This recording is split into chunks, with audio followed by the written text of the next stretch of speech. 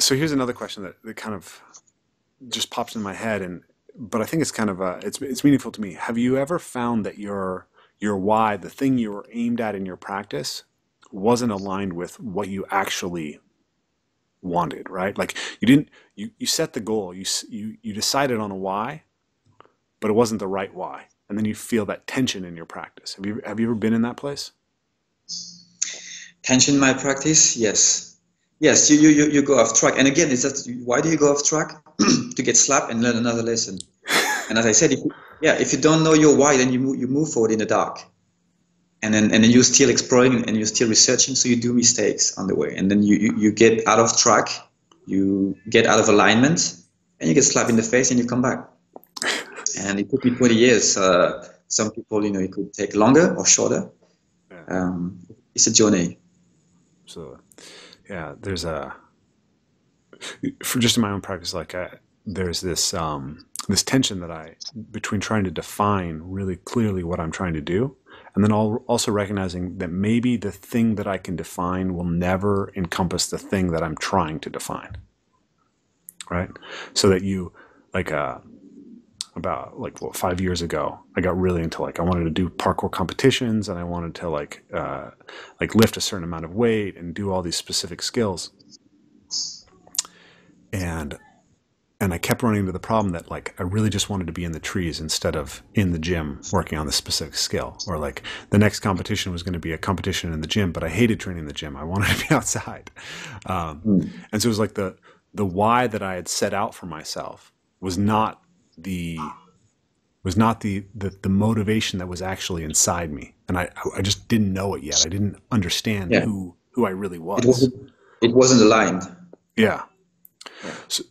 So do you have any advice for young practitioners on trying to find that alignment between the why that they can think up and the why that's actually inside? Yeah, the main one is the one that's inside, the one that comes from your inner light in your soul, really deep down, and then that's a very personal journey, and it's a lonely process. You have to be very honest with yourself. You have to look at yourself as a whole, your dark side, your good sides. Try to understand who you are.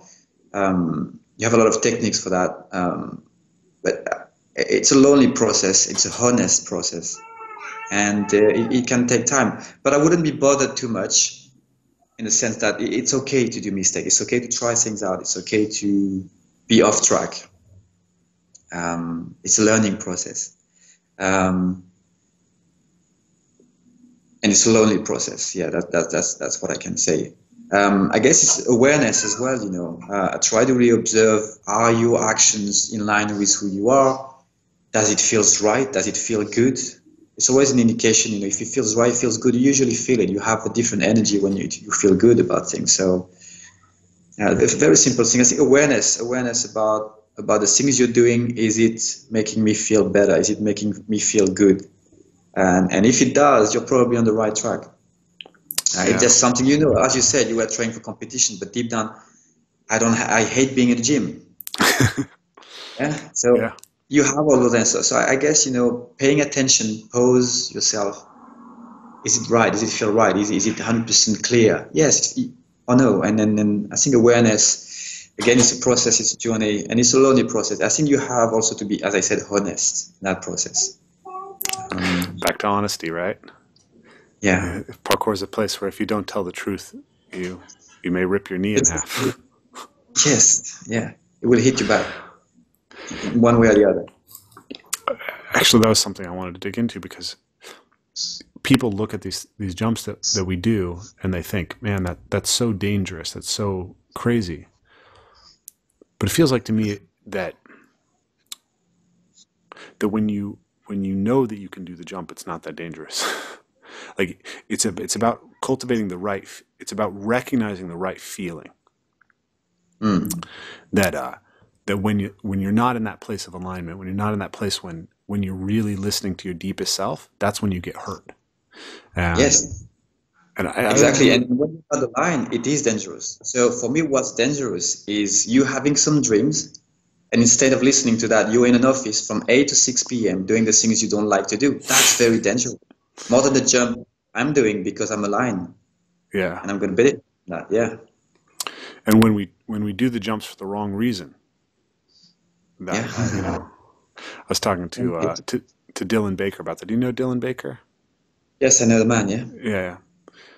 He was talking about like, so I have a couple really kind of big, scary jump goals, and he's been helping me with my mental game and prepping for these goals.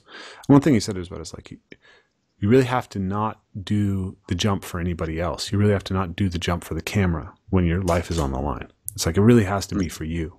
And if you go in and you're like, you're pressured about letting other people down, you're pressured about this, you're pressured about that, it's like, that's when you get, you know, Dylan came very close to dying,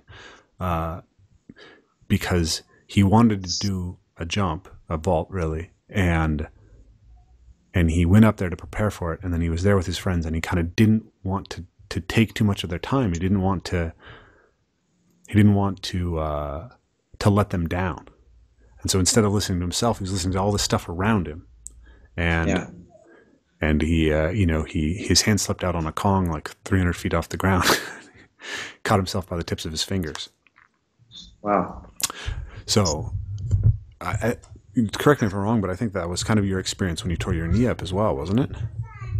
Yes, very much so. Again, a setup that I wasn't used to on a filming set with a lot of people, cameras around. You have this pressure. You know, when you train on your own, you do things at your own rhythm. You want to do the jump fine, you don't want to do the jump fine. You do things when you want to. And you manage your time and your expectations and the pressure at your own pace and rhythm. On set, I was young and I felt the pressure. I felt like I have to deliver and I had to perform. And even though I had, you know, my body gave me signals already. You have to stop. You're in pain now. You did the jump a few times. You are happy with that. But I didn't listen. So you didn't listen. And then you get slapped instantly. Lesson learned. I hope Dylan learned his lesson as well, which I hope he did, yeah. I think so, yeah. So, it's And, you know, if you don't listen, life throw ping pong balls first, and then life throw the bowling balls right next after, if you don't listen, so. yeah.